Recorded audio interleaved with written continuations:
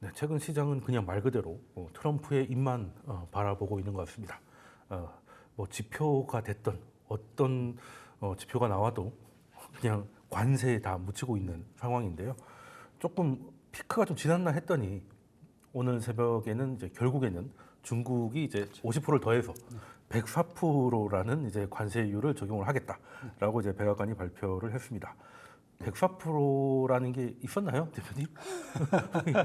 이런 관세라는 그건 뭐 교육을 끊겠다는 거죠. 그렇죠. 두 배로 만들겠다는 거잖아요. 예, 네. 교육을 안 하겠다는 거죠, 이제. 네. 예, 그렇게 보셔야 될 것 같고, 저는 이제 그거보다는 뭔가 지금 트럼프가 상호 관세를 계속 부과하면서 네. 본인들이 원하는 방향이 지금 안 나오고 있다라고 생각을 하는 게 아닌가. 좀 마음이 급해 보인다. 네, 마음이 급해 보인다. 왜냐하면 지난번에 저희가 그 말씀을 드렸어요. 3월 30일자로 이제 미국이 2000년부터 중국에 그 지원해줬던 최혜국 대우죠. 그러니까 항구적 정상적 무역 관계를 이제 그때 체결했던 것을 이제 거의 끊었죠. 끊었는데 그때 과정을 보면은 3월 30일 날 이제 이쪽하고 이제 그쪽 통화를 할 때 중국 쪽에서는 누가 대표했었냐면은 부총리 이제 허리펑 총리가 이제 부총리가 하거든요. 근데 이런 중요한 것을 하는데 부총리급이 중국에서도 한단 말이에요.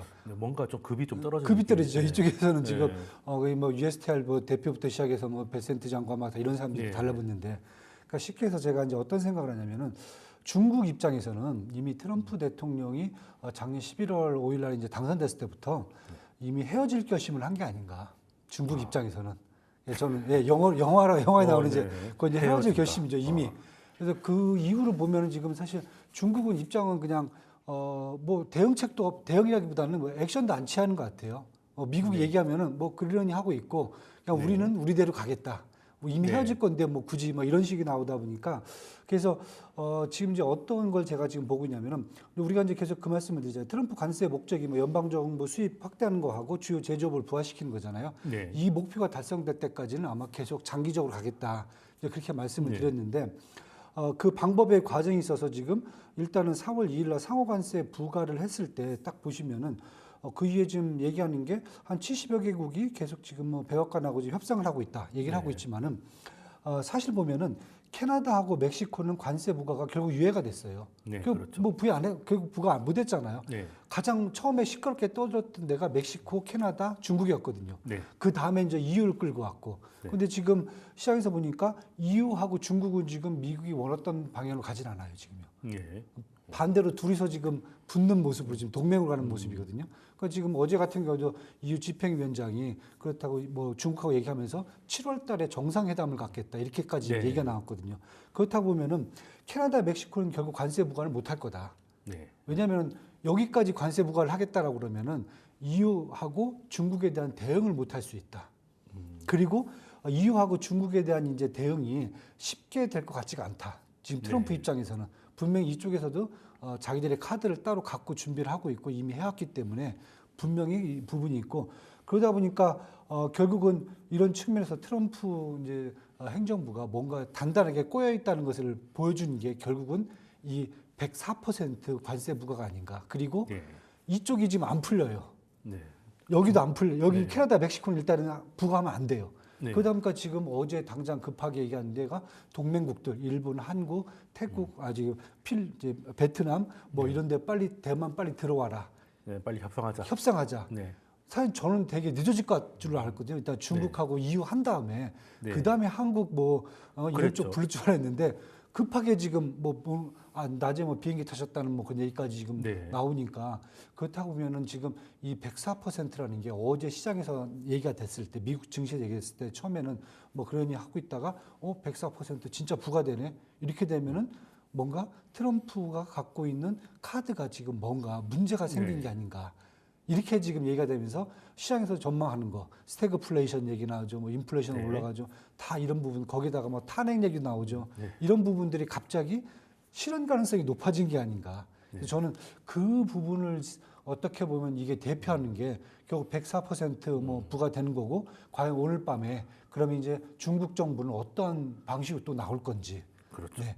이렇게 한번 저는 그래서 이렇게 되면은 이게 다 같이 죽자는 걸로 가는 건데 이게 지금 뭐 거의 네. 치킨 게임이잖아요. 뭐 이렇게 그렇죠. 양쪽에 서로 지금 부딪히는데 서로 운전대 안 꺾고 살기는 계속 좀 달려가는 것밖에 안 되는 건데. 네. 그래서 시장이 지금 그런 불안감이 있기 때문에 하여튼 어느 한쪽에 일단은 핸들을 꺾어줘야 될 것 같아요. 지금 상황에서는. 네. 그래서 그렇죠. 그렇게 저는 지금 보고 있어 갖고 104%가 가능하냐? 뭐 사실 가능하진 않죠. 이게 나온 적이 없으니까. 네. 근데 지금 이 의미가 어떻냐라고 했을 경우에는 저는 지금 치킨 게임에서 서로 지금 핸들 안 꺾고 지금 달려가는 것도 네. 똑같다. 네, 마지막 이제 치킨 게임이 이제 마지막 스테이지로 가고 있다 이렇게 말씀 주셨는데 그럼 유 박사님께도 질문을 드리면 일단 104%라는 관세가 일단 현실적으로 가능한지에 대한 질문하고 대표님 말씀대로 중국은 사실 내수보다는 그래도 수출 국가인데 미국이라는 소비 시장을 포기하고 헤어질 결심이 가능할지에 대해서 두 가지 질문을 한번 드리면 어떻게 생각을 하시는지. 첫 번째는 104%는 가능할 것 같고요. 예. 일단은 104라는 의미는 우리가 단순하게 생각을 하면은 그 전에 미국이 예. 중국에 플라스틱을 사오는데 100원이었고 네. 지금 대략적으로 따지면 그 미국의 물건이 가성비 측면에서 가격만 단순하게 비교해 보면 30-40%가 비싸요. 그런 그렇죠. 화학이나 이제 가공품 같은 경우에 기초 산업 가공품 같은 경우에 근데 이제 그거를 2배로 올리게 됐다라는 것은 일단 중국 물건이 아니라 부족하더라도 네. 물량이 부족하거나 쇼티지가 있더라도 미국 자국의 물건을 쓰거나 다른 국가의 물건을 써라는 의미이고 그 얘기인즉슨 뭐냐면 결국 트럼프는 지금 이미 국가안보전략 보고서와 이번 캠페인 대선 캠페인에 밝힌 바와 같이 무역 정상관계 항구적 무역 정상관계는 철회를 했고 관세까지 갔고 사실의 목표는 중국과의 차단인 겁니다. 네. 그러니까 중국과의 교역을 차단함과 동시에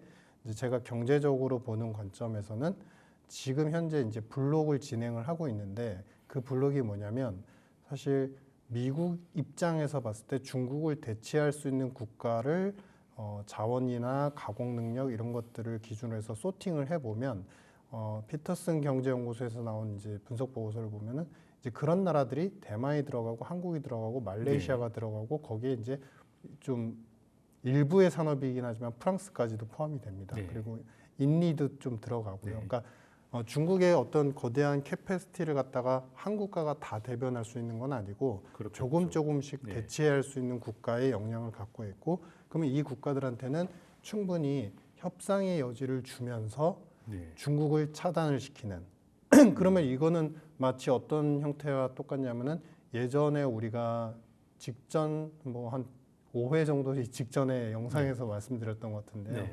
그 당시에 이제 영국의 제국주의 패턴이 이랬다라고 말씀드렸고 네. 그 당시에도 자기네 편에 들어와라는 이제 나래비를 줄을 세운 국가들이 한 40여 개 국가가 되었고 네. 그 국가들한테 나중에 그 대신 당신들은 여기서 팔게 해줄게 영국 시장에 네. 팔게 해주고 영국 런던 시장 금융 시장에 진출하게 해줄게라는 기회를 준과 동시에 그 대신에 우리의 파운드를 갖다가 어느 네. 정도는 보유해라는 의무 보유 비율을 규정을 했습니다. 네. 그러면서 고정화 패러티를 하니까 네. 사실은 손실이 계속 나면은 계속 달러 비용이 계속 네. 파운드 비용이 계속 났던 상황이었던 거죠. 네. 그러니까 지금 상황하고 비교하면 똑같다라고 표현이 되고요. 네. 중국을 저 멀리 다른 종주국 너희들끼리 뭉쳐 우리는 우리끼리 뭉칠게. 그런데 우리한테 뭉칠 국가들 어디야? 빨리 줄 서. 그럼과 동시에 자신이 필요한 국가들에 대해서는 계속적으로 협상의 여지가 있다라는 이제 긍정적 네. 포인트를 주고 있고 그러면서 그 다음 단계는 우리 이제 나중에 이야기 나오겠지만 결국 영구채 판매죠. 네. 그러니까 미란 보고서에서 달러가 강세인 것에 대한 손실은 사실은 그건 자기들이 초래한 문제이지만 그거를 갖다가 동맹국이 분담을 해야 된다라고 표현을 하고 있어요. 네. 그러니까 그 얘기는 뭐냐면 달러 영구채를 제로 금리로, 그러니까 남의 돈을 제로로 갖다 쓰겠다.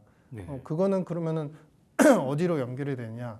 영구채 발행과 관세 수입을 다 합치면은 트럼프가 완성하고 싶은 TCJA의 그 만기를 갖다 연장함과 동시에 추가적인 경기 부양을 할 수 있는 재원으로 그는 계산을 하고 있고 네. 그래서 결론은 뭐냐면 시장의 심리는 당분간 여전히 뭐 여지는 계속 될 것 같긴 네. 합니다만 정책의 관세의 그 본질 이 트럼프가 원하는 본질은 이미 나왔기 때문에 네. 결국 중국 차단이라는 것이 나왔기 때문에 나머지 정책 부분은 오히려 중국을 차단하게 하기 위해서 다른 국가들과 어떻게 협력을 하거나 어떻게 좀 우회적으로 여지를 줘야 되는지 정책의 강도는 이미 피크를 찍고 나쁜 강도입니다. 네. 피크를 찍고 약간 스무딩해지고 있는 시점으로 전환되고 있다. 네. 그 다음의 경로는 미국 내수를 바라봐야 되는데 결국 돈이 이렇게 해서 모이게 된다라는 플랜에서는 네. 그 다음 단계가 사실 일기 때도 비슷한 동일한 패턴이었는데 관세 엄청 때리고 내수해서 불만이 터질 것 같으면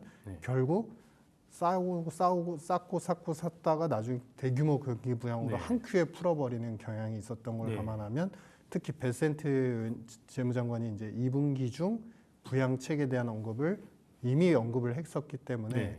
조만간에 미국 내수를 위한 경기 부양은 아마 패키지로 시행될 수 있을 네. 것 같다. 이렇게 판단됩니다. 일단 미국 내부적으로는 이제 충격을 많이 받았으니까 부양책이 좀 나올 것 같다 하는 말씀 주셨는데 그러면 그 미국이 중국을 배제하려고 한다, 차단하려고 한다는 건 뭐 트럼프 행정부뿐만 아니라 바이든 때도 이어져 왔기 때문에 그 방향성에 대해서는 뭐 다들 의문의 여지는 없는 것 같습니다. 근데 문제는 중국이 갖고 있는 그 제조업의 패권 때문에 그 중국을 차단하는 것이 미국에도 고통이 될 수 있기 때문에 이 속도 조절과 뭐 이런 것들이 좀 고민해야 될 문제인 것 같은데요.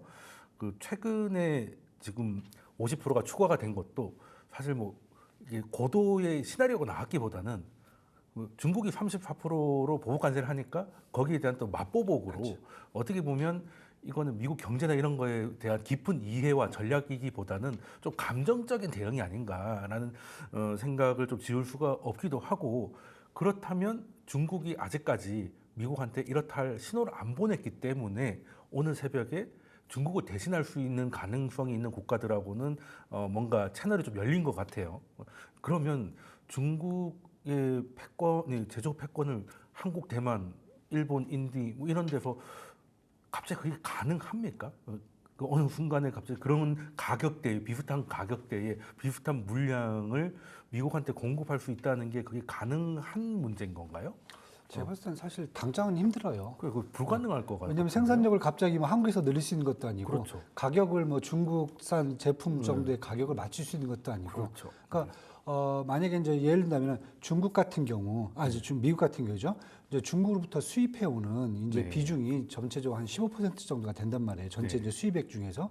근데 뭐 멕시코라든지 사실은 뭐 캐나다, 그다음에 뭐 베트남을 통해서 들어오는 이제 원산지로 따진다면 한 20% 정도가 된다라고 지금 보고 네. 있어요. 보고 있는데 주요 품목이 뭐냐면 가장 큰 게 사실 IT 제품들이에요.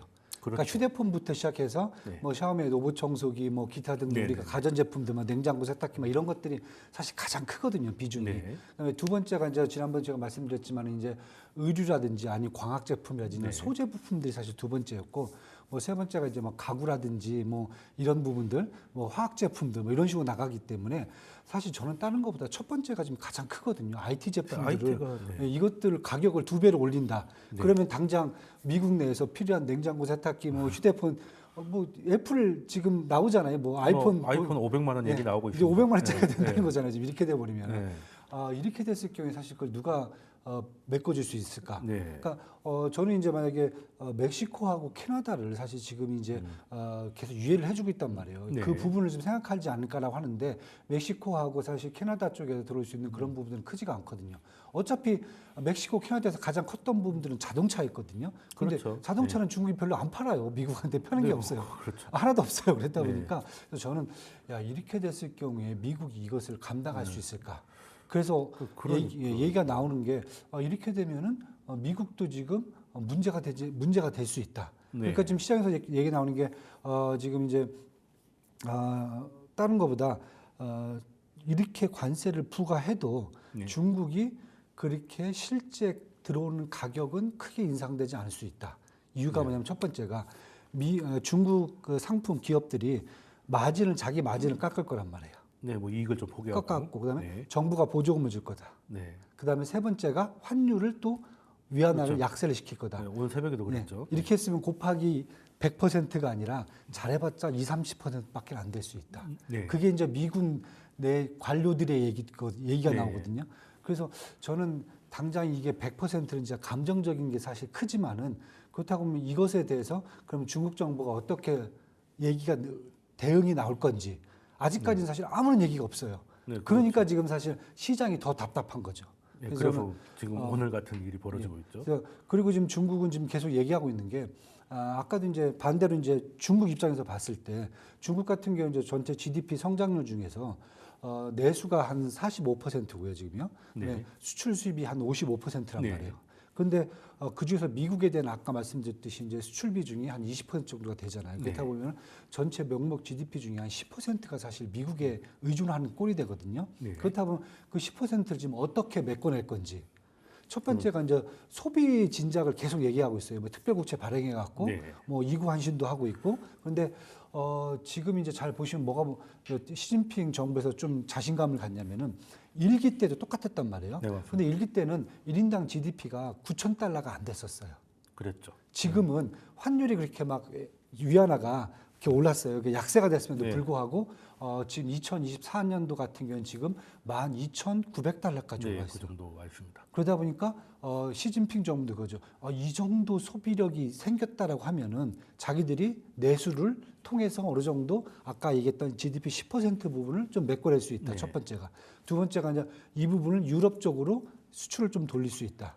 세 번째가 제가 항상 말씀드렸듯이 이제 중국 같은 경우에는 뭐가 힘들어지면 항상 위안화 블록화, 특히 이제 이 실크로드 이런 얘기를 많이 맞습니다. 하거든요. 네. 그 부분이 사실 뭐냐면은 2013년, 14년도에 나왔던 중국 내 과잉 생산을 밀어내는 방식이었거든요. 네, 지금도 그러고 있죠. 예, 지금도 그런데 사실 그동안 좀 많이 쉬었어요. 쉬었다가 다시 또 그걸 또 추진한다고 그러거든요. 네. 그렇다고 보면은 중국 같은 경우에는 뭔가 좀 믿는 구석이 자기 나름대로 좀 계산을 좀 한 게 아닌가. 네. 그래서 저는 이렇게 됐을 경우에 사실 어떻게 보면 좀 미국이 좀 답답해질 수가 있지 않겠는가. 네. 예, 그것을 누군가 해주면 되는데 누군가 해줄 수 있는 사람이 지금 당장 없어요. 그러면은 결국 미국 내 인플레이션만 올라가는 꼴이 될 수 있다. 네. 그다음에 잘못해가면 표가 다 날아갈 수도 있다 지금. 그렇죠. 중간선거 위험해. 중간선거 위험해질 수도 있다. 그다음에 연준은 또 지켜만 보고 있다. 이 세 가지죠 지금. 네.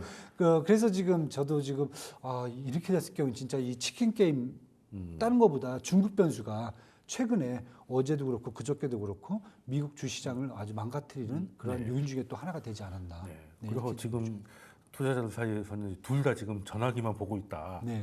서로 이제 먼저 누가 먼저 전화하는가. 전화를 할지 그렇죠. 기다리고 핸들 누가 있다는 꺾을 건가 하지. 그 얘기가 나오는 나오고 있는데 네.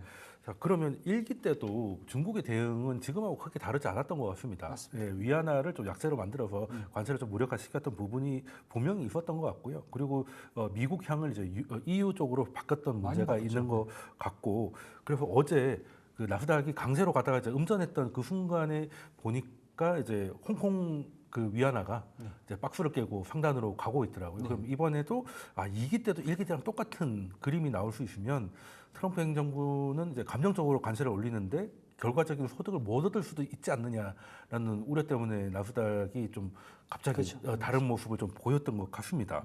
자, 그러면 지금 중국보다 미국이 좀 시간이 없어 보여요. 그렇죠. 이제 그 선거도 있고 그래서 지금 그 백악관 참모들끼리도 상황이 이렇게 긴박하게 돌아가니까 드디어 이제 분열이 나오고 있는 것 같습니다. 특히 가장 강력한 강경파라고 해야 될까요? 그 피터 나바로가 피터 있고, 나바로죠. 그리고 뭐 정부 장관은 아니지만 조언을 하고 있는 일론 머스크는 그래도 비즈니스맨이잖아요. 그러니까 이거는 좀 아니지 않느냐.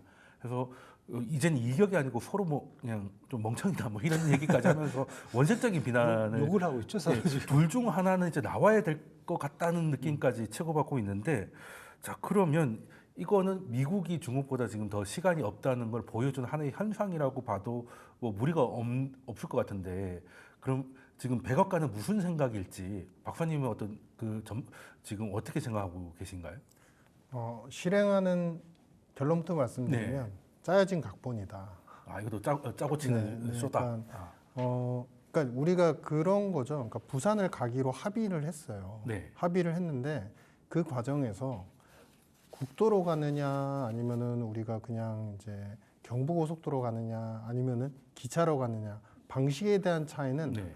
얼마든지 차이가 있을 수밖에 없어요. 그 정도의 차이라고 보고 있고 네. 그러면은 그거를 나바로나 아니면 우리 그러니까 일론 머스크의 입장 일론 뭐 머스크. 이렇게 다 네. 포함해서 생각을 해보면 이 정책이 나오려면 관세를 통해서 미국의 심리조차도 완화가 되는 부분을 살릴 수 있는, 즉 주가를 갖다가 어느 정도 견조하게 만들고 내수 부양책을 해주면서 동시에 해야 된다. 혹은 이렇게 하면은 다른 보완책이 있어야 된다. 이런 식의 이제 조언이나 서로의 이견은 있을 수 있어도 중국을 갖다가 어느 정도 차단해 나간다는 이 목표와 목적은 사실 2010년대 이후부터 어떤 당이 오든 결국에는 해내야 된다라는 목표였기 때문에 트럼프의 입장은 사실은 저는 이제 미국인의 입장에서 생각을 해보면 지금의 정책 코드를 갖다가 더 강경하게 해서 만들지 않으면 이번 시즌이 지나가면 또 못한다라는 그런 불안감 때문에 더 강화시키고 있고, 거기에서 이제 베센트 같은 경우는 또 따로 개별적으로 움직이는 거는 이제 60여 개 국가까지 늘어난 이 국가들에 대한 협상을 얼만큼 해줄 수 있을지, 그리고 그것이 단순히 관세를 낮추는 게 아니라 거기서 표현을 하죠. 불공정 모욕이고, 불공정 모욕은 뭐냐면 중국을 통해 우회로 교역을 하는 방식도 불공정이다. 즉 직접적으로 협상을 하는 국가들한테 너희들 중국과 하지 마라고 표현을 하고 있죠.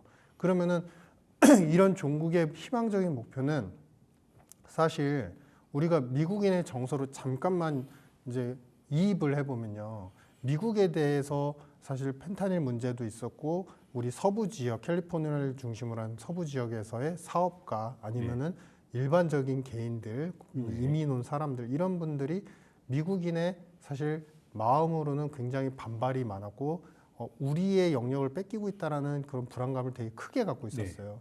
이런 상황에서 이런 차단의 정책은 오히려 국민적으로 우리가 오리지널, 특히나 이제 러스트벨트의 오리지널, 이제 어떻게 보면은 블루 화이트 같은 분들의 입장에서 자신들의 백인이 만든 미국이라는 그런 영광스러운 마음을 갖고 있는 자존적인 감성에 더 트럼프는 다가가고 있어서 이게 반드시 50만 명의 어떤 시위가 있다고 한들 이게 일부의 어떤 이견의 표현이지 대세적으로 트럼프가 정말 잘못하고 있다라고 보여지진 않습니다. 미국의 입장에서 보면요.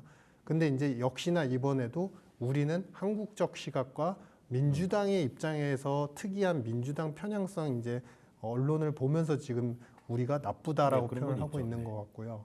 그리고 이제 그러면은 결론적으로 저는 무슨 말씀을 드리고 싶냐면, 사실 이제 정책의 네거티브한 꼭지는 이미 피크를 찍고 있다라고 말씀을 드렸는데, 그 다음은 저는 페드는 대응할, 즉 금리 인하에 아주 적극화하면서 포워드 가이던스, 어떻게 할 겁니다라는 가이던스를 충분히 줄 수 있는 상황까지 왔다라고 보여집니다.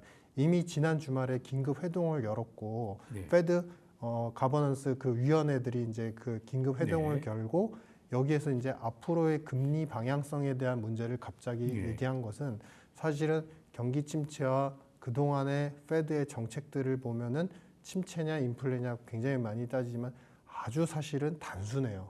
주가가 이 정도 변동성을 보이면요, 사실은 페드는 항상 대응을 해왔습니다.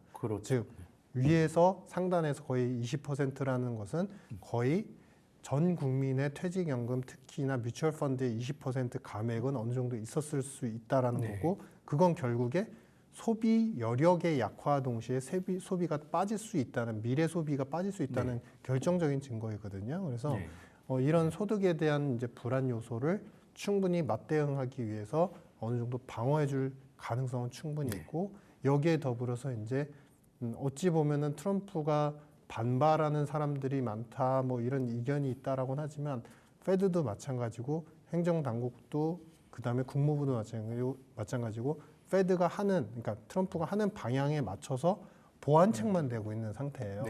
그거를 나 몰라라 하지 않고 있거든요. 즉 이거는 겉으로는 싸우고 있지만 또 한 방향으로 가고 있다라는 것이고, 이제는 보완적 내수 부양책이 금리든 아니면은 행정부, 연방 정부의 정책이든 나올 수 있는 타이밍이 지금 거의 다다르고 있다. 저는 이렇게 판단하고 있습니다. 그러면 지금 뭐 방향 자체는 크게 이견이 없는데, 지금 나오고 있는 노이즈들은 대부분 이제 속도, 어떻게 할 것인가의 속도에 대한 문제고, 오히려 박사님께서는 이런 백악관발 노이즈가 연준한테 또 명분을 줄 수도 있다 이렇게 말씀을 주셨는데요. 그럼 연준 얘기가 나왔으니까 지금 백악관은 이제 정치적인 이유 그리고 트럼프나 이제 주요 강경파들의 의지 이런 것으로 일단 지금 당장은 그 여기까지 왔는데 특별한 이유 없이 뒤로 빠지기에는 너무 좀 체면도 안 서고 명분도 없을 것 같습니다. 그러면 결국 믿을 거는 또 이제 연준밖에 없는데 그 연준이 나올 수 있다는 생각은 할 수 있는데요. 근데 파월의 특징을 보면 늘 데이터를 보겠다 하는 거잖아요. 그렇죠. 예, 근데 아직 데이터가 안 나왔습니다. 없죠.